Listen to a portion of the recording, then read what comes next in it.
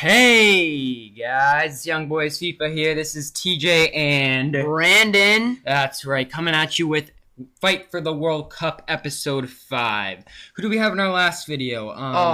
We had Argentina, Poland. Poland, and Argentina pulled ahead. And now in this video, we're still in the round of 16. We have Netherlands and Uruguay. But we're about to move into the Netherlands squad. Be sure to drop a like, comment, and subscribe. And here we go, starting off with my Netherlands squad. Up top we have Jorginho Wijnaldum, and this guy, Tank, one of my favorite players in the game. He did get 8 chems, so it was alright. We got Ibrahim Afellay, 84 pace. And I liked, we got Narsing on the right wing. I liked my striker like that because I don't like RVP or Huntelaar too slow. We got Meyer at center mid. We've got Clacy at center mid, 5-star weak foot. And we got Fur. He's supposed to be an underrated beast. Didn't really notice him too much. At the left back, we got untransferred Van Aanholt. Center back, we got Ron Vlaar. Heitinga, probably the best defender. Very pacey center back. Then right back, we got Van der Wiel. I heard people say he gets up a lot, but I didn't notice it. And then we got Stekelenburg, one of my favorite goalkeepers in the game. But at the first game, guys, I kind of messed up. I used a squad with 4-2-3-1. I had like Schneider and Huntelaar up top, and I had Wijnaldum at center. It was just bad, and so I switched to that for the last few games. Moving on to my squad, guys. I did Uruguay. In net, we got Muslera playing for Galatasaray, one of my favorite clubs, just because of Didier Drogba. Going on to the first center back, we got Godin. Pretty slow. Probably the worst out of the two center backs. Really let TJ get through with that pace up top. Then we got Victorino. Decent pace. Still not a very good center back overall, though. Pereira. Now, I hated this guy at first, but after playing with him a little bit more, I started to like him. He actually had a great goal that you will see in the clips. And then we got Cocares. I also used him in my wager team. Same with Pereira. Not a great right back, though. Then we got Loderino, the one silver in this team. 4-star skills, 4-star weak foot. Okay player. Didn't really score. Then we got Gonzalez, another pretty bad player. Only 77 overall. Then probably the best out of the three midfielders. We got Gargano. Decent player, all-around beast. Then we got Diego Forlan, probably one of the best players in the team. Scored probably the most amount of goals. Maybe Cavani scored more. Then we got Suarez. He only scored a couple goals. The rat bastard himself. Biting Ivanovic. Then we got Cavani. Probably the best out of the two strikers. Suarez really didn't shine that much for me. Alright, now we're going to move into the clips. Actually, we're going to show you guys the table. So this is what the table looks like right now. As you can see, Uruguay and Germany are definitely playing each other. Whoever wins this game is going to have to play Ivory Coast. And yeah, so here we go, moving into the clips. Forlan's going to slot one home here. He was a pretty solid striker, I noticed, for the most part. What do you think, Bran? Yeah, he had great shot, I noticed. He was one of the best finishers in the team. The only thing that lets him down is that 68 pace, bit of a slug on the ball. You really got to set him up with Suarez or Cavani for him to get the shot off and get a good goal. Then you see Cavani with the nice volley there.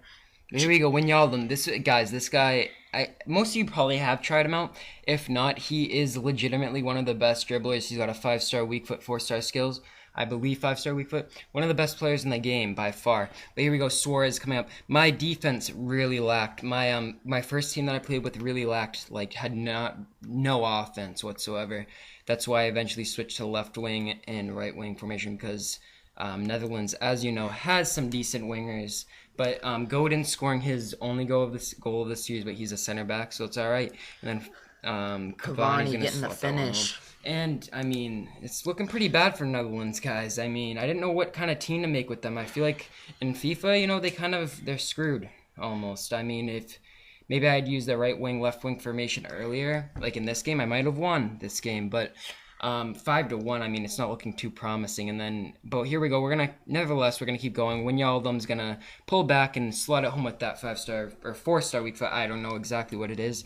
But yes, guys, the only thing that kept me playing and didn't make me turn off the PS3 and quit was Wijnaldum because he's a very solid player and I love playing with him. There we go. Forlan slot went home. Stekelenburg almost saved it. He was very solid regardless of the goal differential that you'll see. Stekelenburg was a very good keeper. And here you go, guys. I think this is the last goal of the game. Yep. You see Wijnaldum taking a crap, but then Meyer getting the little sloppy finish at the end. Muslera just couldn't get his hands onto that. If you use Meyer's Man of the Match card, I really enjoyed him. I've used him before. I personally did not like him, but he works pretty good. His normal card's pretty crap, though. But here we go. Second game, we have Affley slotting it home. And this is when terrible defending by me, switched guys. over to left wing and right wing. And this was probably one of the most exhilarating games I've ever played in FIFA. It was neck to neck. Yeah. It was crazy. But here we go. Brand slotting it home just minutes after with Suarez. Doing that one-arm push-up celebration just like a For the price, who is better, Suarez or Cavani? I'd have to go Cavani just because he's a lot cheaper, probably like half the price of Suarez and Cavani. Only bad thing about Cavani is that high work rate he's got going. He's usually tired most of the game, but I didn't really notice it this game, to and be here honest. we go. Ron Vlaar is going to get sent off, and now I'm thinking, like, I am completely screwed because, we got to win this game or it's over. And we're down a man, and we're tied. And then this is even worse, is when Brandon, is coming in and 4-lane slots at home. It's 2-1. I only have 10 men. It's, I was losing all hope here. But nevertheless, Wijnaldum's going to get a break here. Great pace, yeah. He's going to slot it home. Good finishing, too. Yeah, definitely. If you're going to make a Netherlands team, I suggest that you use Wijnaldum at striker because unless you really like Van Persie, I personally he doesn't do much for me in this game. I know personally, I love Van Persie's finishing. He is top class, one of the best finishers in the game. It's hard to get him in the, position. But here we go. Brand's going to hit the bar, almost taking the lead. And, I thought I was done here. And here we go, 90th minute. Wijnaldum on the break. He's going to hit it home. And I was just ecstatic. Down a man. We're going to get out of this game. We're going to take it to the third game. Hopefully, win that third game. But we're finally out of this game. And then he gets a free kick. And he's going to take it with 4-lane. And you know what? I'm just thinking, he's not going to score this because he had a free kick earlier that he didn't score. But nevertheless, 4-lane slots at home. And we're going to go into extra time. And it was really discouraging. Destroyed my momentum.